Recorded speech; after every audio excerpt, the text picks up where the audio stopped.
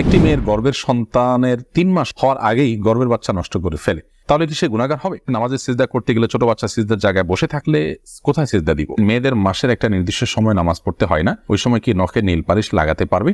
আমার ভাতিজা আমাকে ছোট আব্বু বলে ডাকে, এতে কোনো সমস্যা হবে কিনা? পরিবারের সদস্যদের সঙ্গে শান্তি বজায় রাখার জন্য ছোট ছোট মিথ্যা বলা যাবে কিনা? ফরজ নামাজ শেষে বৈঠকে দুরূদ শরীফ পড়া শেষ করার পূর্বেই ইমাম সালাম ফিরিয়ে ফেললেন, সেক্ষেত্রে আমার করণীয় কি? কেউ যদি ঢিলা কুলুপ না করে ওযু করে তাহলে কি তার ওযু হবে? প্রশ্ন উত্তর দেওয়ার আলোকিত ভবনে আমরা প্রবেশ করি। আরাফাত ফারজান আপনি লিখেছেন, স্বামীর সামনে টিপ লাগালে গুনাহ হবে কি?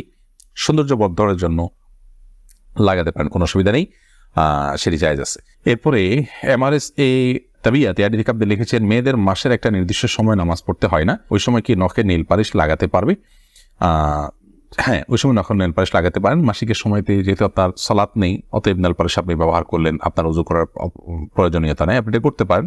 এরপর যখন পবিত্র হবেন তখন আপনি সেখান থেকে নেল পালিশগুলোকে রিমুভ করে আপনি ওযু করে নামাজ পড়লেন, এটা জায়েজ আছে, কোনো অসুবিধা নেই। ইবাদত ইসলাম আপনি লিখেছেন, ওযু করে আয়না দেখলে ওযু ভেঙে যায় না, এতে কোনো ওযু ভাঙে না। বিতির রহমান আপনি লিখেছেন, নামাজের সিজদা করতে গেলে ছোট বাচ্চা সিজদার জায়গায় বসে থাকলে কোথায় সিজদা দিব?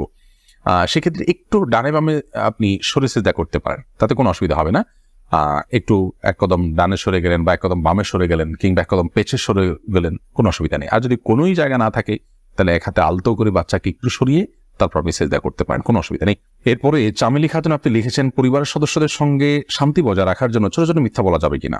ছোট ছোট মিথ্যা আর বড় বড় মিথ্যা, মিথ্যা সর্বাবস্থায় ঘৃণিত এবং জঘন্য অপরাধ, এটি মৌলিকভাবে করা যাবে না।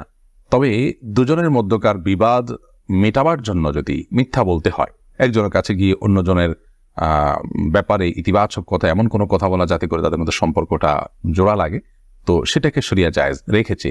পরিবারের সদস্যদের মধ্যে যদি এরকম কোনো পরিস্থিতি তৈরি হয় তাহলে সেক্ষেত্রে ওই ধরনের মিথ্যা কথা বলা জায়েজ আছে। এছাড়া আপনি খেয়াল খুশি মতো আপনি মিথ্যা বললেন পরিবারের সদস্যদের মধ্যে, তথাগত শান্তি বজায় রাখার জন্য এটি জায়েজ নয়, বরং সত্যবাদিতার অভ্যাস আমাদের মধ্যে গড়ে তুলতে হবে। মিথ্যা আজ আমাদের রন্ধ্রে রন্ধ্রে ঢুকে গেছে, যার কারণে আমরা আমাদের কেনাকাটা, আমাদের কাজকাম, আমাদের শিক্ষা জীবন, আমাদের শিক্ষকতার জীবন, আমাদের কর্মজীবন, আমাদের জীবনের প্রতিটা ক্ষেত্রে আজ মিথ্যার সয়লাভ হয়ে গেছে। তো এই জায়গায় পরিবারের শান্তি বজায় রাখার নাম দিয়ে আবার তথাকথিত ছোট ছোট মিথ্যা বলার বিষয়টি কখনো অনুমোদিত হতে পারে না। আব্দুল করিম পাটোয়ারি লিখেছেন, ফরজ নামাজ শেষে বৈঠকে দুরূদ শরীফ পড়া শেষ করার পূর্বেই ইমাম সালাম ফিরিয়ে ফেললেন, সেক্ষেত্রে আমার করণীয় কি? ফরজ নামাজের শেষ বৈঠকে ইমাম আপনার দুরূদ শেষ করার আগে যদি সালাম ফিরিয়ে ফেলেন তাহলে আপনি খুব দ্রুততার সাথে দুরূদ শেষ করবেন, আর যদি দুরূদ শেষ করতে অনেক দেরি হয় তাহলে সেক্ষেত্রে কোনো একটা স্টেশনে দাঁড়িয়ে সালাম ফিরিয়ে ফেলবেন, আপনার সালাত হয়ে যাবে ইনশাআল্লাহ। অর্থাৎ যে কোনো একটা জায়গায় অর্থবহ হয়, যেমন আল্লাহুম্মা সাল্লি আলা মুহাম্মাদ ওয়া আলা আলি মুহাম্মাদ শেষ করলেন, পরে আপনি সালাম ফিরিয়ে ফেললেন, কারণ এখানে একটা অর্থবহ বাক্য হয়ে গেল। আর যদি শেষের দিকে থাকেন তাহলে দ্রুততার সাথে শেষ করে তারপর আপনি সালাম ফিরিয়ে ফেলবেন। আফসানা শারমিন রোশনি আপনি লিখেছেন, আমার ছেলে 5 দিনের হায়াত নিয়ে দুনিয়াতে এসেছিল, আমার সন্তানকে আমার জন্য সুপারিশ করবে আল্লাহর কাছে? বল, আপনার সন্তান আল্লাহর কাছে ইনশাআল্লাহ বিদিন আপনার জান্নাতের পথকে সুগম করবে কিয়ামতের ময়দানে, এবং এ ধরনের সন্তান বাবা মার জন্য জান্নাতে অপেক্ষা করবে, এরকম বিভিন্ন বর্ণনা পাওয়া যায়। যদি আপনি সবর করতে পারেন, আল্লাহ তাআলা আপনাকে সবর করার তৌফিক দান করুন, উত্তম বিনিময় দান করুন। মোহাম্মদ মুনতাসির মাহমুদ আপনি লিখেছেন, নামাজে যদি নিজের অনিচ্ছা সত্ত্বেও কোনো দুশ্চিন্তা চলে আসে তাহলে কি নামাজের কোনো ক্ষতি হবে? নামাজের মধ্যে নিজের অনিচ্ছা সত্ত্বেও যদি দুশ্চিন্তা আসে তাহলে সেক্ষেত্রে এই দুশ্চিন্তা ফলশ্রুতিতে একজন মানুষ গুনাহগার হবেন না, বিশেষ করে যদি একান্তই অনিচ্ছায় আসে। কিন্তু সেটাকে যদি কন্টিনিউ করতে থাকেন তিনি, অর্থাৎ ভাবতেই থাকেন, ধরুন দুনিয়ার কোনো বিষয় মনে পড়লো আপনার জন্য যেটা দুশ্চিন্তার, এরপর ওইটা নিয়ে আপনি নামাজের মধ্যে ভাবতেই থাকলেন, তাহলে সেটা অবশ্যই আপনার জন্য গুনাহের বিষয় হবে এবং নামাজের আপনার যে প্রাণ সেটাকে নষ্ট করবে। হঠাৎ কোনো দুশ্চিন্তা হলো এবং মুহূর্তের মধ্যে সেটাকে আপনি ভুলে গিয়ে সালাতে মনোযোগী হয়ে গেলেন, তাতে কোনো অসুবিধা নেই, এটা ইচ্ছার বাইরে হয়েছে। আর আখিরাত নিয়ে, আল্লাহর ভয়, কবরের আযাব, এই জাতীয় বিষয় নিয়ে যদি আপনার দুশ্চিন্তা হয় সেটা তো খুব প্রশংসনীয় বিষয়, কারণ সেটা আপনার সালাতকে আরো বেশি আপনার আল্লাহর কাছে গ্রহণযোগ্য করবে ইনশাআল্লাহ। জোস মাসুম মামুন এআইডি থেকে আপনি লিখেছেন, আমার ভাতিজা আমাকে ছোট আব্বু বলে ডাকে, এতে কোনো সমস্যা হবে কিনা? দেখুন, আপনার ভাতিজা যদি আপনাকে ছোট আব্বু বলে ডাকে তাহলে সেক্ষেত্রে মৌলিকভাবে কোনো অসুবিধা নেই, কারণ আমাদের দেশে অনেক এলাকাতে চাচাকে ছোট বাবা বলা হয়। ছোট বাবা বলা হয় এটা রূপক অর্থে, তাকে সত্যিকারের পিতা মনে করে বাবা বলা হয় না। মানে আম্মুর রাজুল ইসম ওয়াবি, একজন কারোর চাচা তার বাবার মতোই অনেকটা শ্রদ্ধার জায়গা থেকে এবং অন্য অনেক দিক থেকে, সেই জায়গা থেকে তাকে ছোট আব্বু বলার যে প্রচলন আছে, এই প্রচলনটা আপনার রূপক অর্থে বলা হয়, সেই অর্থেই প্রচলনটা আছে, যার কারণে এটাতে আপনার বাপ নয় তাকে বাপ ডাকার যে অপরাধ, সে অপরাধ বা সে গুনাহ এখানে হবে না, কারণ ওই উদ্দেশ্যে কেউ বলেও না এবং বাবা হিসাবে গণ্য করে না। হাবিবুর রাজ আপনি লিখেছেন, আমার মামাতো বোন আমার বয়সে 5 মাসের বড়, আমি কি তাকে বিয়ে করতে পারবো? দেখুন, যিনি বয়সে বড় তার সাথে বিবাহ বন্ধনে আবদ্ধ হওয়া মৌলিকভাবে জায়েজ আছে, এটি কোনো নাজায়েজ বা হারাম কোনো বিষয় নয়। আমাদের সমাজে এটাকে দোষণীয় মনে করা হয়, সেটা আমাদের সমাজের দোষ বলতে পারেন। শরিয়াত এটাকে যাকে আপনার নিষিদ্ধ করেনি, বিধায় বয়সে বড়র সাথে বিবাহ বন্ধনে আবদ্ধ হতে পারে। বিশেষ করে নবী করিম সাল্লাল্লাহু আলাইহি সাল্লাম তিনি নিজেও খাদিজা রাদিয়াল্লাহু তাআলা আনহাকে বিয়ে করেছেন, তখন খাদিজা রাদিয়াল্লাহু তাআলা আনহা বয়স তার চাইতে বেশি ছিল।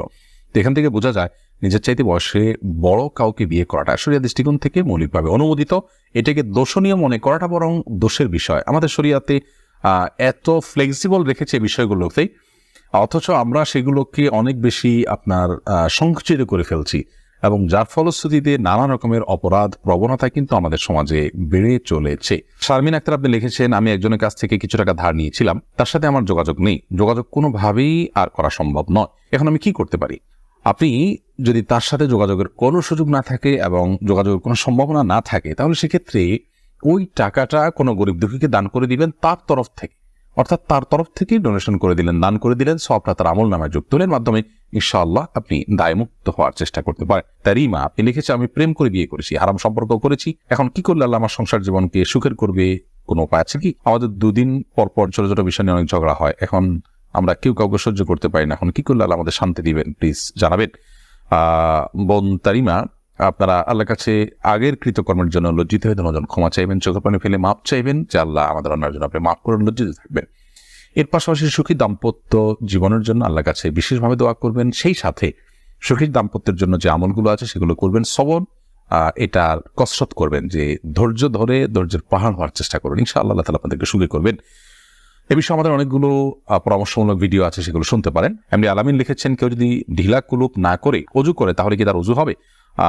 যদি পেশাবের পর পানি ব্যবহার করেন, তারপর আর পানি ফোটা পেশাব ফোটা না বাইর হয়, অজু হয়ে যাবে, ঢিলা করা তার জন্য ফরজ ওয়াজিব নয়।